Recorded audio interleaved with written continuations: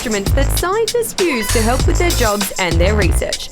And we've seen a lot of them here at Stokes. This is the tribometer, and it's working with some food right now. Specifically, custard. But what's it measuring? Turns out the tribometer measures friction. It's used in food sciences to test soft foods like yogurts, custards, and sauces like mayonnaise. But what does friction have to do with eating? Here to explain more is Dr. Jason, a chemical engineer who specialises in food sciences and all things eating.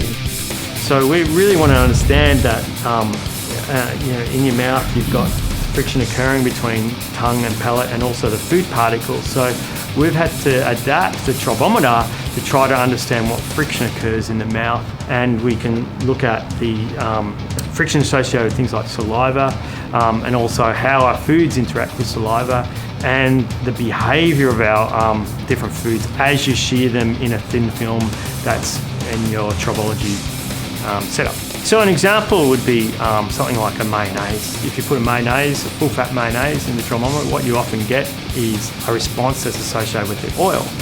Whereas in a low-fat mayonnaise, you get a totally different measurement because there's not the same amount of oil in the system.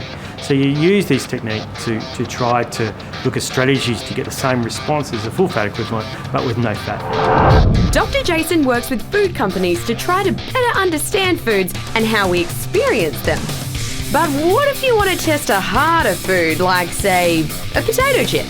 Don't worry, Dr. Jason has us covered. So what this does is, as it's coming down, it measures the braking force of the chip and also how it behaves from bending. And that's related to the mechanics of the chip, things like how hard it feels in the mouth.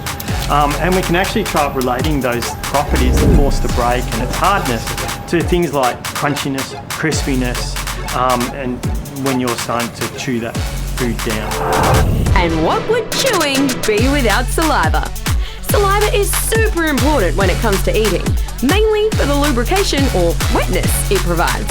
And believe it or not, there's different types of saliva that your mouth creates.